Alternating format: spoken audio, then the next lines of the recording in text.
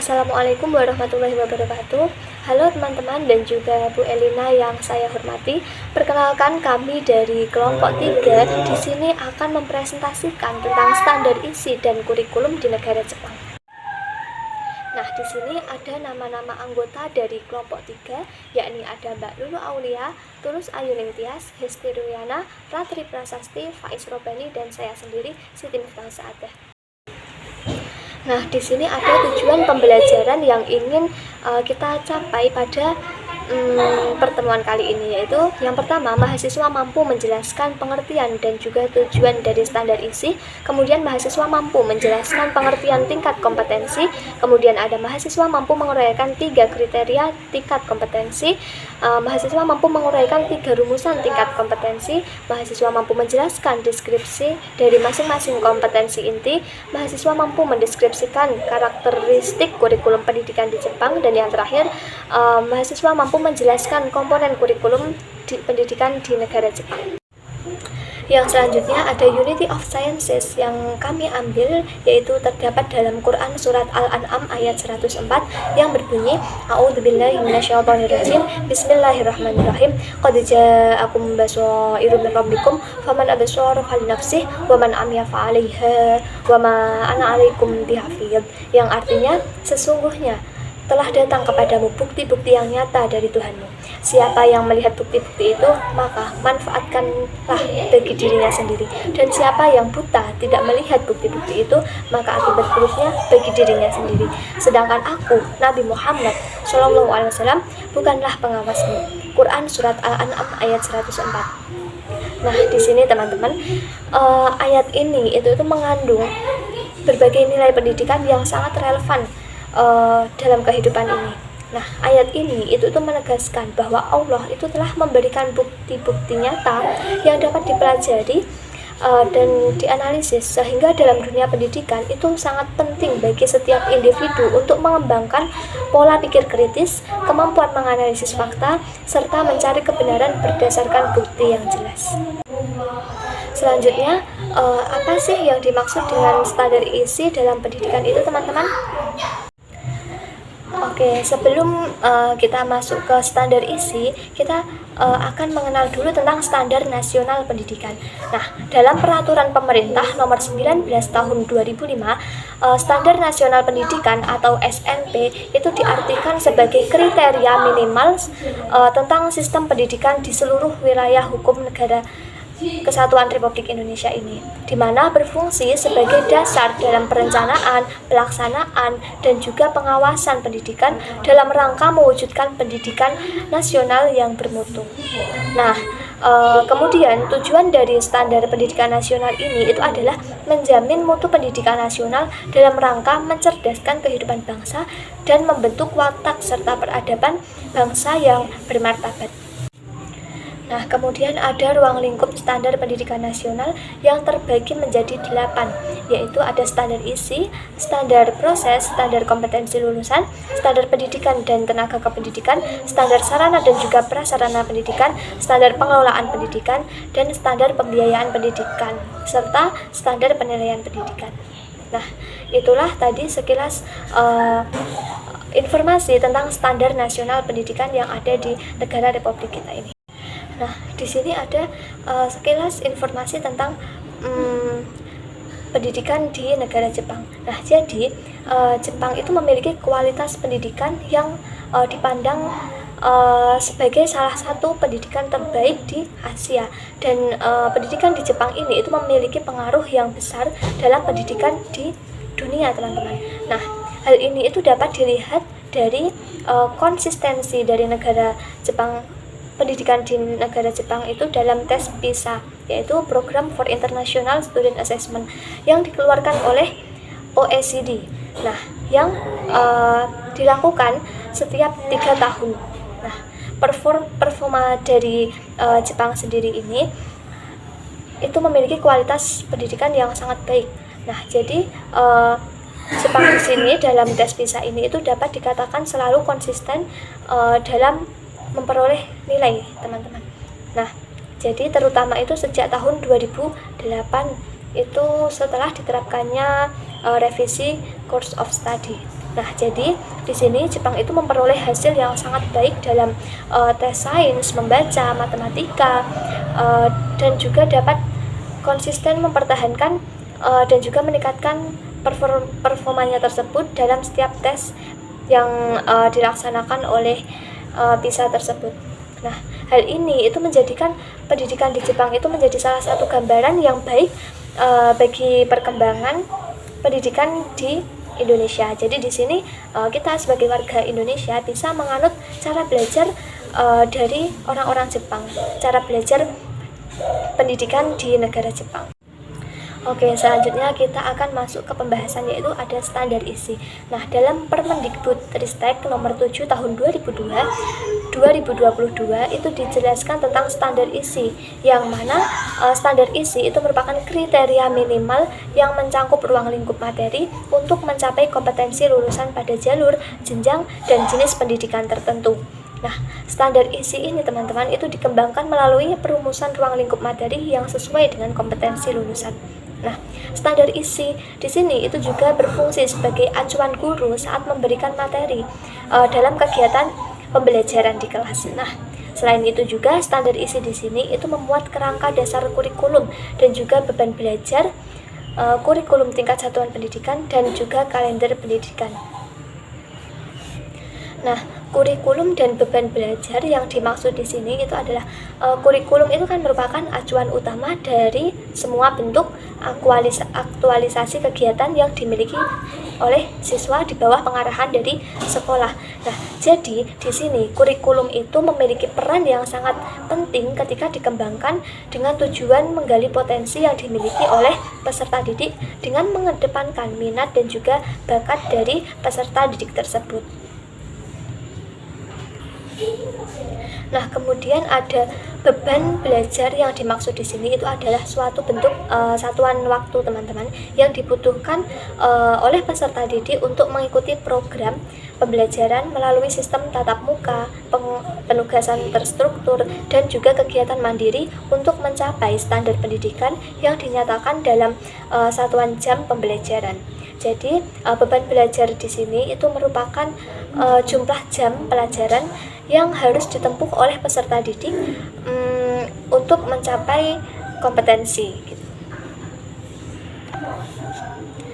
Kemudian ada kalender pendidikan. Nah, kalender pendidikan di sini teman-teman itu merupakan pengaturan waktu untuk kegiatan pembelajaran peserta didik selama 1 tahun pembelajaran yang mencangkup permulaan tahun ajaran, kemudian minggu efektif belajar, kemudian ada hari libur gitu. Nah, kalender pendidikan ini itu berperan sebagai alat untuk menentukan awal dan juga akhir kegiatan pembelajaran pada suatu sekolah, di mana mengingat antara satu sekolah dengan sekolah lain itu berbeda dalam pengelolaan pencapaian kompetensi pembelajaran. Nah, kemudian kita lanjut ke tujuan standar isi. Nah, jadi teman-teman di sini tujuan standar isi yang pertama itu adalah meningkatkan mutu pendidikan dan pembelajaran. Nah, dengan meningkatkan mutu pendidikan di sini itu menetapkan standar yang jelas teman-teman, pengukuran, kemudian ada juga evaluasi kemajuan siswa itu menjadi lebih objektif dan juga dapat diukur secara konsisten. Jadi meningkatkan mutu pendidikan di sini itu merupakan tujuan awal dari standar isi. Kemudian ada pengembangan potensi peserta didik sesuai dengan perkembangan ilmu teknologi, seni, dan juga pergeseran paradigma pendidikan. Nah, kemudian ada tujuan dari standar isi yang ketiga, yaitu itu berorientasi pada kebutuhan peserta didik. Nah, standar isi di sini itu juga dapat dijadikan sebagai pedoman teman-teman dalam pembelajaran, kurikulum, dan juga penilaian yang bermakna. Nah, standar isi di sini itu juga dapat menyediakan struktur yang jelas bagi pembelajaran dan juga kurikulum. Nah, kemudian ada ruang lingkup materi di sini teman-teman, yaitu ada 3, yaitu ada yang pertama ada muatan wajib yang sesuai dengan ketentuan peraturan perundang-undangan. Nah, jadi di sini muatan wajib yang dimuat dalam kurikulum pendidikan dasar dan juga pendidikan menengah itu meliputi pendidikan agama, pendidikan Pancasila, pendidikan kewarganegaraan, bahasa, matematika, IPA, IPS, seni, kemudian ada olahraga, kemudian ada keterampilan atau kejuruan, dan juga ada muatan lokal. Nah, kemudian yang kedua itu ada konsep keilmuan. Nah, berdasarkan konsep keilmuan ini teman-teman, itu dilakukan sesuai dengan perkembangan ilmu pengetahuan, kemajuan teknologi, seni, dan juga budaya teman-teman. Nah, kemudian ada 3, yaitu ada yang ketiga, yaitu ada jalur, jenjang, dan jenis pendidikan. Nah, perumusan ruang lingkup materi berdasarkan jalur, jenjang, dan jenis pendidikan itu disesuaikan dengan jalur, jenjang, dan jenis pendidikan pada PAUD, kemudian ada pada pendidikan dasar, jenjang pendidikan menengah. Nah, selanjutnya kita akan membahas terkait standar isi pada jenjang PAUD, jenjang pendidikan dasar, dan jenjang pendidikan menengah. Nah, pada jenjang PAUD, fokusnya itu pada aspek perkembangan anak yang mencakup nilai agama dan moral, kemudian nilai Pancasila, fisik materialistik, kognitif, bahasa, dan sosial emosional. Sedangkan pada jenjang sekolah dasar itu lebih fokus pada persiapan peserta didik agar dapat menjadi anggota masyarakat yang beriman dan bertakwa kepada Tuhan Yang Maha Esa serta berakhlak mulia. Nah, selain itu, pada jenjang sekolah dasar standar isinya itu mencakup penanaman karakter yang sesuai dengan nilai-nilai Pancasila. Kemudian penumbuhan kompetensi literasi dan numeralistik peserta didik untuk mengikuti pendidikan lebih lanjut itu juga penting di dalam standar isi. Kemudian standar isi pada jenjang pendidikan menengah mau itu SMP maupun SMA itu berisi terkait persiapan peserta didik agar menjadi anggota masyarakat yang beriman dan bertakwa kepada Tuhan Yang Maha Esa serta berakhlak mulia. Kurang lebih sama halnya dengan standar isi terkait sekolah dasar tadi. Kemudian standar isi pada jenjang pendidikan menengah juga berisi terkait penanaman karakter yang sesuai dengan nilai-nilai Pancasila dan pengetahuan untuk meningkatkan kompetensi peserta didik agar dapat hidup mandiri dan mengikuti pendidikan yang lebih lanjut atau bisa mempersiapkan pendidikannya lebih lanjut di jenjang yang akan datang. Nah, selanjutnya kita akan menjelaskan terkait tingkat kompetensi. Nah, tingkat kompetensi itu apa? Tingkat kompetensi merupakan kriteria capaian kompetensi yang bersifat generik yang harus dipenuhi oleh peserta didik pada setiap jenjang pendidikan dalam rangka pencapaian standar kompetensi lulusan. Nah, selain itu, tingkat kompetensi juga diharapkan itu menunjukkan tahap yang harus dilalui untuk mencapai kompetensi lulusan yang telah ditetapkan dalam standar kompetensi lulusan. Nah, tingkatan kompetensi itu dikembangkan berdasarkan beberapa kriteria. Nah, berdasarkan kriteria tingkatan kompetensi itu dibagi menjadi berapa sih? Menjadi 3. Yang pertama adalah tingkat perkembangan peserta didik. Yang kedua ada kualifikasi kompetensi Indonesia. Dan yang ketiga ada penguasaan kompetensi yang berjenjang. Nah, tingkatan perkembangan peserta didik itu apa? Tingkatan perkembangan peserta didik itu menjadi dasar utama dalam menentukan kompetensi yang harus dicapai pada setiap jenjang pendidikan. Nah, bisa dimisalkan anak-anak itu pada setiap pendidikannya, misalkan pendidikan dasar itu lebih cocok dengan pembelajaran berbasis eksplorasi yang mana akan membantu lebih mudah pemahaman mereka. Nah, sementara siswa yang lebih dewasa, misalkan pada jenjang sekolah menengah, itu dapat menangkap konsep yang lebih abstrak dan analis. Dan dengan memahami perkembangan peserta didik, nantinya materi pembelajaran itu dapat dirancang sesuai dengan kesiapan mereka, sehingga konsep pembelajaran menjadi lebih efektif dan optimal. Kemudian, tingkatan kompetensi yang kedua yaitu kualifikasi kompetensi di Indonesia. Dalam sistem pendidikan nasional, tingkatan kompetensi yang harus sesuai dengan standar yang telah ditetapkan dalam Kerangka Kualifikasi Nasional Indonesia atau KKNI itu menetapkan jenjang kompetensi dari level dasar hingga level tertinggi, yang mana misalkan lulusan sekolah dasar itu harus memiliki kompetensi dasar dalam membaca, menulis, dan berhitung. Nah, sementara pendidikan yang lebih tinggi, misalkan pada pendidikan menengah, itu harus memiliki keterampilan berpikir kritis dalam menghadapi problem solving sesuai dengan bidang keahliannya. Dengan adanya standar isi ini, pendidikan itu dapat dihasilkan atau dapat menghasilkan lulusan yang memiliki kompetensi yang sesuai dengan kebutuhan pembangunan nasional dan global. Itulah harapannya. Kemudian tingkatan kompetensi yang ketiga yaitu penguasaan kompetensi yang berjenjang. Nah, seperti apa itu? Kompetensi dalam sistem pendidikan itu kan dikembangkan secara bertahap. Nah, agar peserta didik itu dapat menghasilkan atau menguasai materi secara sistematis dan progresif. Nah, konsep ini itu memastikan bahwa setiap kompetensi yang dipelajari membangun dasar untuk memahami materi yang lebih kompleks dan memiliki tingkatan-tingkatan sendiri. Nah, misalkan nih dalam pembelajaran matematika, siswa harus memahami opsi dasar sebelum mempelajari aljabar atau geometri. Nah, pendekatan ini juga didukung oleh strategi pembelajaran seperti scaffolding, di mana nantinya dengan sistem yang berjenjang, seperti pada kriteria ini, penguasaan kompetensi yang berjenjang, maka peserta didik itu berkembang atau diharapkan dapat berkembang sesuai dengan kompetensi dan kemampuan mereka secara optimal.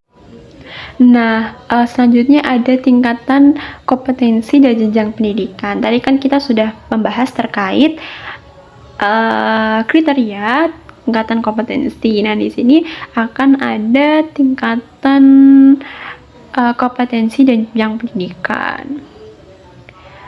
Di mana tingkatan kompetensi itu juga memperhatikan tingkatan kerumitan atau kompleksitas kompetensi yang berfungsi atau fungsinya suatu pendidikan dan keterampilan antara jenjang itu lebih relevan.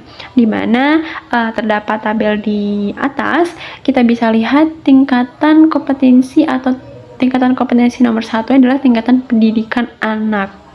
Nah, tingkatan pendidikan anak itu dimulai pada jenjang apa? Jenjang TK atau taman kanak-kanak.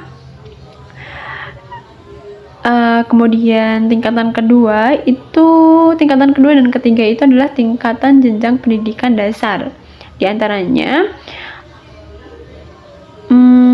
di SDMI, SDLB, kemudian paket A, SMP, MTS, SMPLB atau paket B. Kemudian tingkatan kompetensi yang keempat itu merupakan tingkatan pendidikan menengah, di mana isinya jenjang SMA, MA, SMA, LB atau paket C.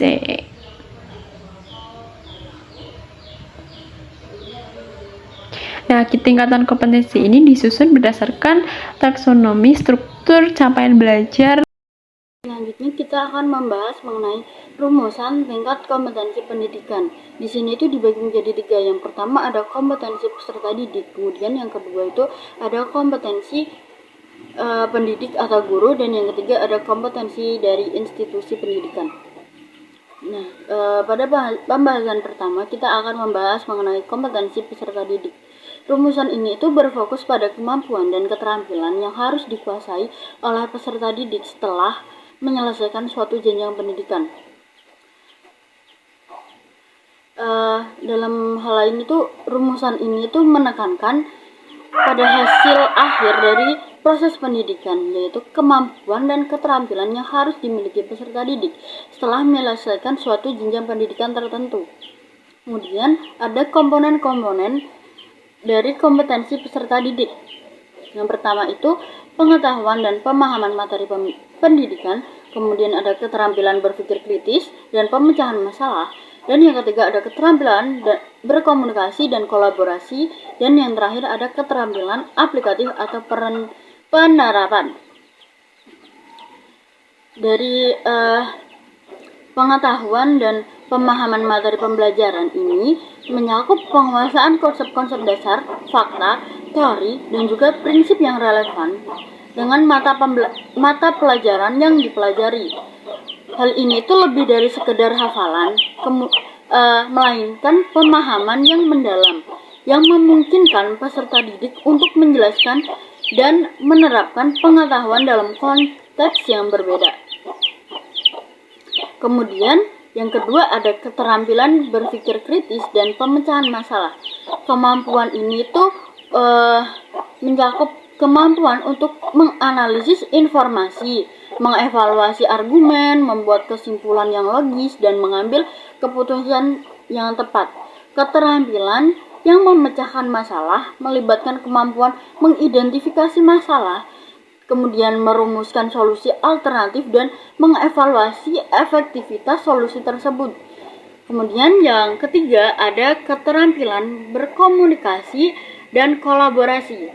Kemampuan ini itu merupakan kemampuan untuk menyampaikan ide dan informasi secara jelas dan efektif, baik secara lisan maupun tertulis.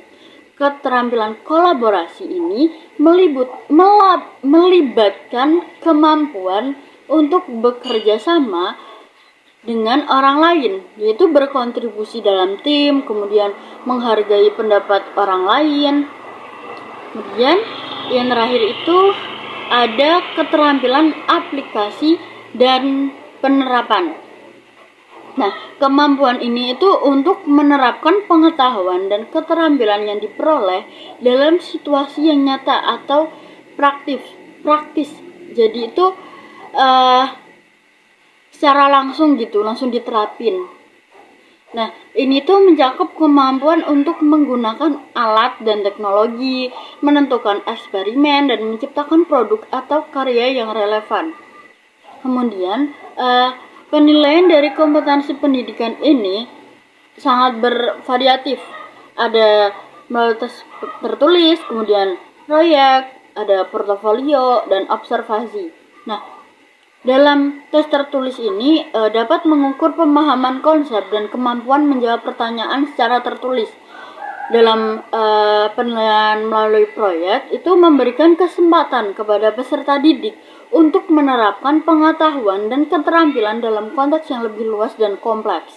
Dan yang melalui portofolio itu merupakan kumpulan karya peserta didik yang menunjukkan perkembangan dan pencapaian peserta didik dari waktu ke waktu.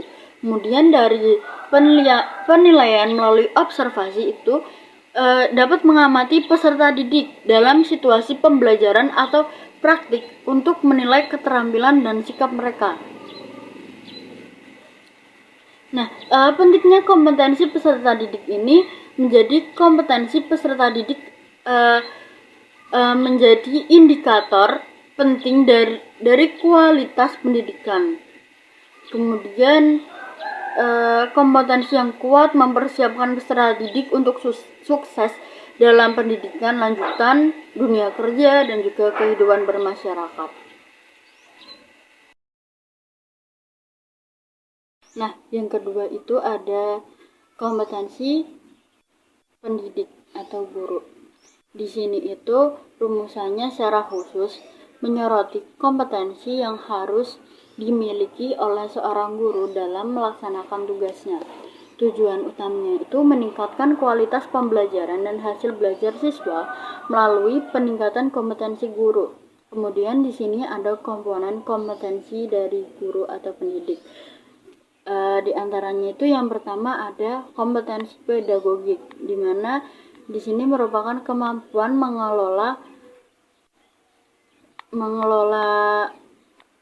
pembelajaran. Kemudian ada kompetensi kepribadian, di mana hal ini merupakan karakter atau integritas dari guru. Dan yang ketiga itu adalah kompetensi profesional, yaitu penguasaan materi dan juga pengembangan diri.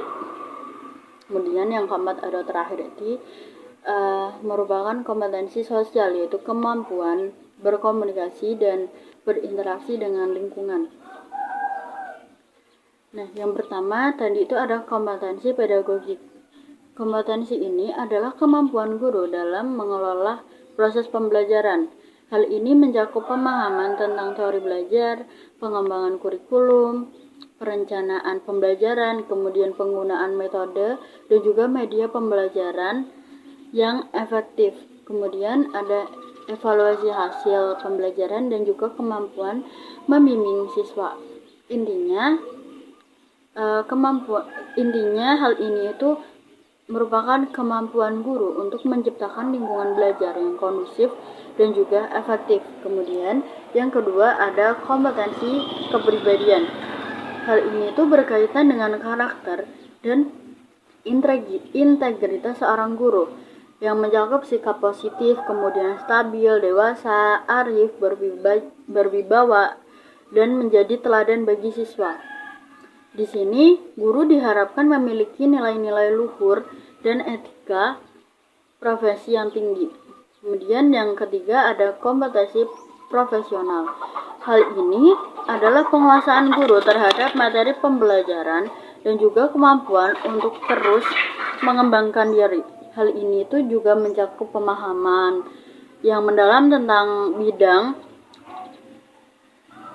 dalam bidang studi yang diajarkan dan kemampuan mengikuti perkembangan ilmu pengetahuan dan juga teknologi serta kemampuan melakukan penelitian tindakan kelas.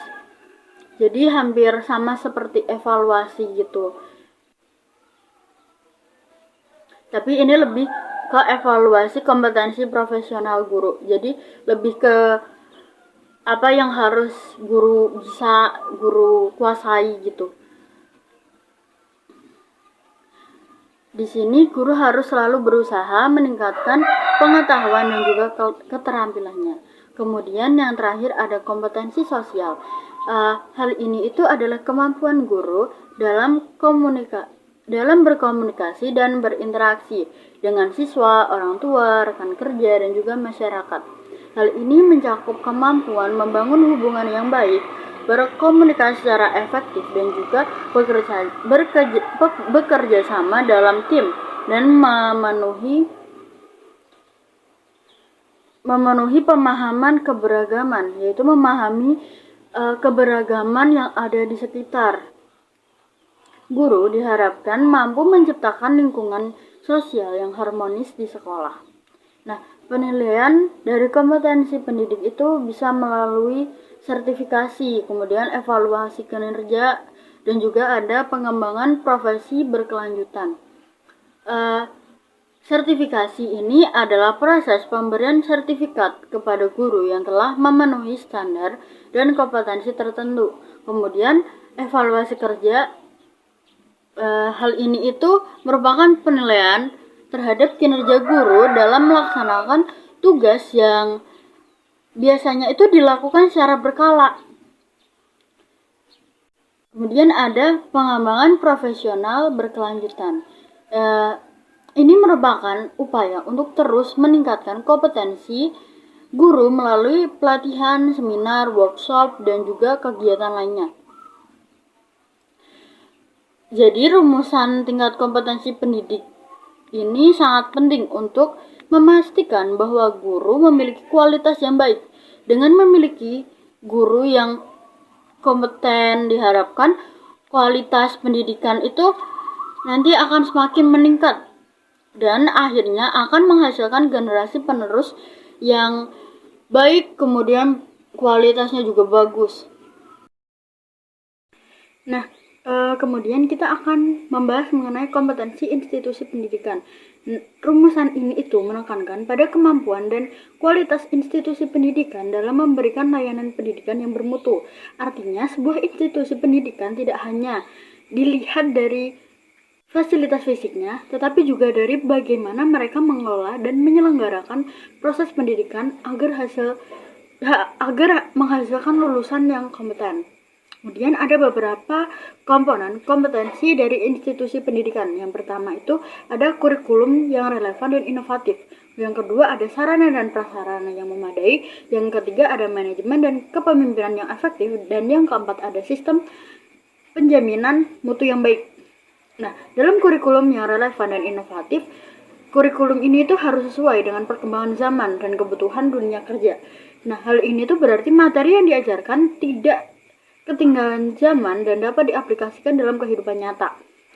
Inovasi dalam kurikulum sangat penting untuk menciptakan pembelajaran yang menarik dan efektif, seperti metode pembelajaran yang variatif, kemudian menggunakan teknologi dan juga pendekatan yang berpusat pada siswa itu merupakan contoh inovasi yang dapat diterapkan. Kemudian yang kedua ada sarana prasarana yang memadai. Di sini sarana dan prasarana mencakup semua fasilitas fisik dan non-fisik yang mendukung proses pembelajaran. Nah, hal ini tuh termasuk gedung, kemudian ruang kelas, perpustakaan, laboratorium, peralatan teknologi, dan akses internet. Ketersediaan dan kualitas sarana prasarana yang memadai sangat berpengaruh terhadap kenyamanan dan efektivitas pembelajaran. Nah, kemudian itu ada manajemen dan kepemimpinan yang efektif. Di sini tuh manajemen yang efektif melibatkan perencanaan, pengorganisasian, kemudian ada pelaksanaan dan pengawasan kegiatan pendidikan. Nah, kepemimpinan yang baik itu mampu menginspirasi dan memotivasi seluruh warga sekolah untuk mencapai tujuan bersama. Kepala sekolah atau pemimpin institusi pendidikan memiliki peran penting dalam menciptakan lingkungan belajar yang kondusif dan mendukung pengembangan potensi siswa. Kemudian ada sistem penjaminan mutu yang baik. Di sini tuh sistem penjaminan mutu adalah mekanisme untuk memastikan bahwa standar kualitas pendidikan terpenuhi. Hal ini tuh melibatkan evaluasi berkelanjutan, umpan balik dari berbagai pihak, dan upaya perbaikan yang sistematis. Nah, akreditas adalah salah satu bentuk penjaminan mutu yang dilakukan pihak eksternal. Kemudian ada penilaian kompetensi institusi pendidikan. Nah, penilaian itu dapat dilakukan melalui akreditas dan evaluasi diri dan juga survei kepuasan. Nah, akreditas adalah proses penilaian oleh lembaga independen untuk menentukan kelayakan dan kualitas institusi pendidikan. Kemudian ada evaluasi diri. Evaluasi diri ini merupakan proses penilaian internal yang dilakukan oleh institusi pendidikan untuk mengidentifikasi kekuatan dan kelemahan mereka. Kemudian ada yang terakhir itu ada survei kepuasan. Pengumpulan data dari siswa, orang tua, guru, dan pihak terkait lainnya untuk mengetahui tingkatan kepuasan mereka terhadap layanan pendidikan yang diberikan. Dengan memahami dan menerapkan rumusan kompetensi ini, institusi pendidikan dapat meningkatkan kualitas layanan mereka dan menghasilkan lulusan yang siap menghadapi tantangan di masa depan. Nah, yang selanjutnya yaitu kompetensi inti. Pasti udah pada tahu kan apa itu kompetensi inti. Jadi, kompetensi inti merupakan tingkat kemampuan untuk mencapai standar kompetensi lulusan yang harus dimiliki oleh seseorang peserta didik pada setiap tingkat kelas. Nah, artinya apa sih? Jadi, artinya itu merupakan operasionalisasi SKL atau standar kompetensi lulusan dalam bentuk kualitas yang harus dimiliki oleh peserta didik pada setiap tingkat kelas ataupun program yang menjadi dasar pengembangan KD atau kompetensi dasar. Nah, kompetensi inti itu menggambarkan kualitas yang seimbang antara pencapaian hard skill maupun soft skill. Nah, kompetensi inti ini berfungsi sebagai pengintegrasian mata pelajaran ataupun program dalam mencapai SKL atau standar kompetensi lulusan sebagai wujud dari prinsip keterkaitan dan kesinambungan. Nah, kompetensi inti ini mencakup 4 kompetensi, yaitu ada yang pertama kompetensi inti aspek sikap spiritual, kompetensi inti aspek sikap sosial, kompetensi inti aspek pengetahuan, dan juga yang terakhir ada kompetensi inti aspek keterampilan. Nah, mari kita jabarkan satu. Nah, selanjutnya yang pertama ada kompetensi inti aspek spiritual atau KI1. Jadi, sikap spiritual yang terkait dengan pembentukan siswa yang berakhlak mulia, demokratis, dan bertanggung jawab. Nah, sikap spiritual tersebut sangat berkaitan dengan pembentukan peserta didik yang beriman dan bertakwa dengan cara menerima, menghormati, dan menjalankan ajaran agama yang dianut. Contoh penerapannya itu seperti ketaatan beribadah, berdoa sebelum dan sesudah melakukan kegiatan, toleransi dalam beribadah, dan juga bersyukur. Kemudian yang kedua ada kompetensi inti aspek sosial atau KI2. Jadi sikap sosial itu merupakan salah satu perilaku yang digunakan ketika seseorang sedang bersosial dengan orang lain ataupun sekelompok orang. Nah, dalam pendidikan, pembentukan sikap sosial yang ada pada diri siswa itu sangat diperhatikan. Nah, hal ini tidak berbeda dengan sikap spiritual. Dengan memiliki sikap sosial, siswa diharapkan mampu menjadi generasi penerus bangsa yang berakhlak mulia. Nah, siswa diharapkan mampu menjadi penerus bangsa yang berakhlak mulia, mandiri, demokratis, dan bertanggung jawab, serta jujur, disiplin, toleransi, santun, peduli, dan juga percaya diri. Yang ketiga ada kompetensi inti aspek pengetahuan atau KI3. Nah, pengetahuan dalam konteks ini yaitu pengetahuan yang mengarah pada pemahaman siswa dalam proses pembelajaran. Karena pengetahuan itu merefleksikan konsep-konsep ilmuwan yang harus dikuasai oleh peserta didik melalui proses belajar mengajar. Pembelajaran ini itu bertujuan untuk mengukur kemampuan peserta didik terhadap 4 dimensi pengetahuan yang meliputi pengetahuan faktual, pengetahuan konseptual, pengetahuan prosedural, serta pengetahuan metakognitif melalui kecepatan berpikir tingkat rendah sampai ke tingkat yang lebih tinggi. Kemudian yang terakhir ada kompetensi inti aspek keterampilan atau KI4. Nah, dalam aspek keterampilan, siswa diharapkan memiliki kemampuan untuk mengembangkan dan mengeksplorasikan pengetahuannya. Nah, sehingga para siswa itu tidak hanya tahu tentang teori, namun juga dapat mengetahui aplikasi serta realisasinya.